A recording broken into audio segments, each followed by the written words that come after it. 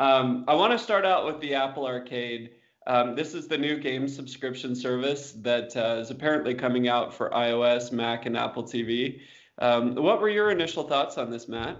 So I didn't get to watch the event, but I definitely read up on it afterwards. And interesting, no surprise. We actually reported on this, I believe, last week that we knew that Apple was going to have a subscription service. And Apple needs to do this because they have been bringing in so much money based on their iPhones and on their iPads. But now iPhones and iPads are waning in popularity, and they're just not bringing in as much money as they used to now that Android's gotten a lot more competitive.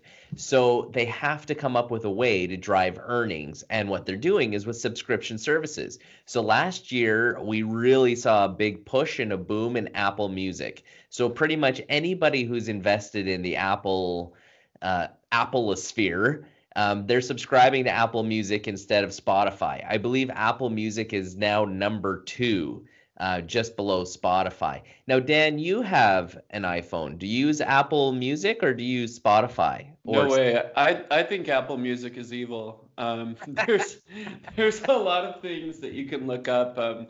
That they're anti-competitive, and I mean, if you think about it, it's on their ecosystem, so they call the shots. Spotify is kind of the underdog, even though they're bigger in the whole world. Apple won't let them run certain promotions that they want to do. There's certain things that they restrict them on. It just doesn't really seem fair. And the fact that Apple Music can come right with your phone, but Spotify doesn't, is another reason why it's anti-competitive. Thankfully, though, the Galaxy S10 now comes with Spotify automatically booted on there, which is good. Really? I didn't know that. Yeah. I mean, for me, I'm the kind where Spotify, it works with Android, it works with your PC, it works with an Apple, it works with everything. And so it seems a little bit more universal to me. I will give Apple props for, releasing an Android version of their Apple Music, but I still think they're evil. So also interesting how, you think they're evil and it's anti-competitive because Spotify's biggest complaint is, and I'm not sure, but I'm pretty sure this is how it works. If somebody subscribes to premium through the app that was purchased in the Apple Store, then they have to give a percentage of 30% to Apple. To Apple. So if Apple's going to drop their prices to make Apple Music more affordable, well, Spotify has to drop their margins even more to match. And so that's kind of where they're saying it's anti-competitive. They're saying if most of our subscribers are on an iPhone, this is our cost because Apple charges us this much, like the 30% more. So our costs are 30% more than what Apple's costs are because we have to pay Apple because somebody clicked subscribe in the Apple app. Well, look, though, I mean, you can look at that on two different ways. Think about how much advertisement they get through Apple. They're on the App Store. Of course, Apple wants a chunk of that because they're the ones putting up the server time, advertising Spotify for them.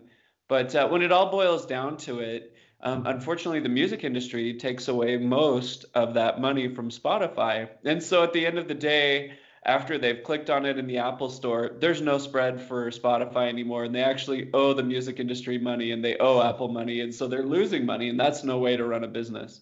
No, it's no way to run a business. So let's take that model and apply it to these games that Apple's now doing. So they're going to be competing with other streaming gaming services. So PlayStation has a streaming service. They started it with the PS Vita, and you can now, I believe on the PS4 and even the PS3, you can stream. And then you also have NVIDIA has their streaming service that you can play on a Shield. I mean, there's these streaming services out there, but Apple's a big, big company. They have a lot of money. And that means they can drive their prices down and make it difficult to compete. What do you think? Do you think it's good? Do you think it's bad? What are your thoughts on a subscription gaming streaming service from Apple? Well, I have a lot to say about it. First of all, Apple has never done real games right, in my opinion. I mean, Apple OS 10 really doesn't provide a place for the big games that we all really like to work well on. I mean, Hmm. honestly, if you talk to gamer friends, they're all running Windows 10 and they're all using DirectX. They're all, using really fancy video cards that aren't even supported on Mac OS. And so, if you're a big gamer, you can get some of the big names from Steam, but most people just install Windows 10. And so, you asked me what I think about Apple creating a gaming service. I think their niche isn't going to be the big competitive games like Black Ops and things that everyone are playing.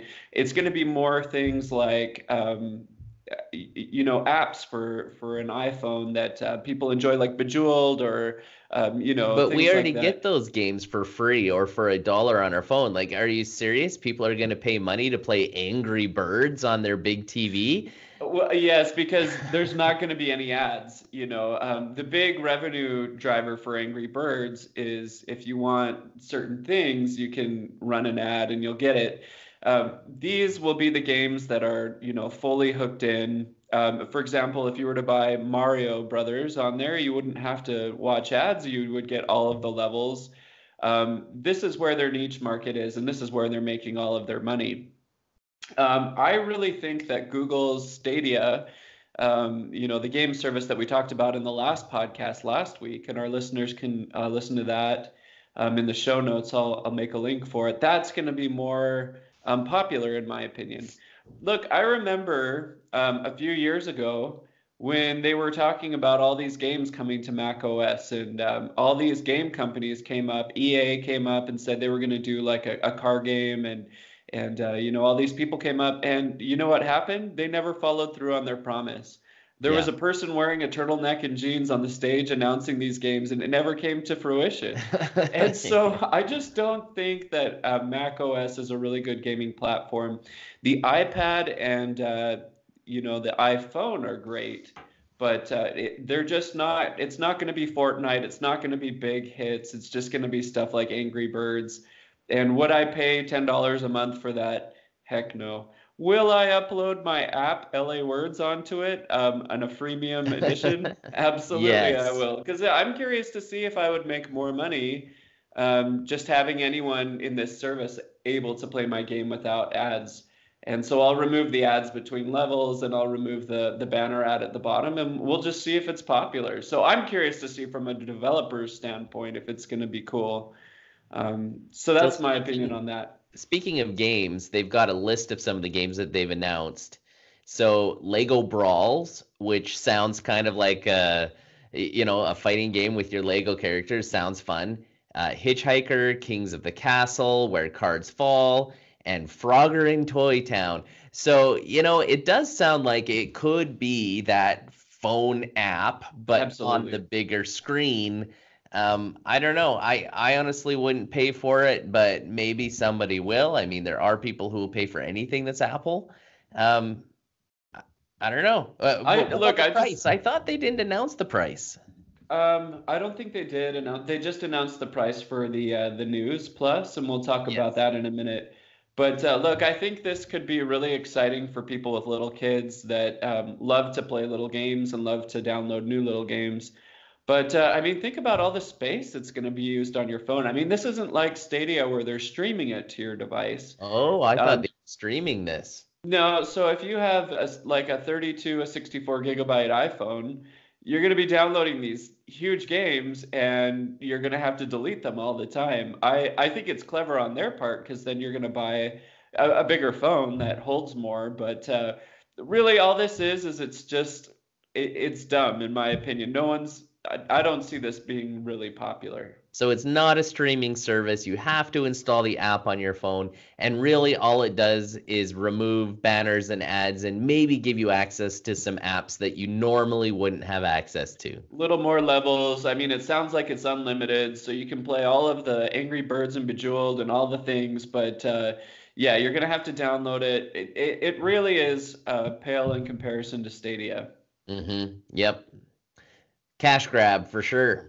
It's a cash grab.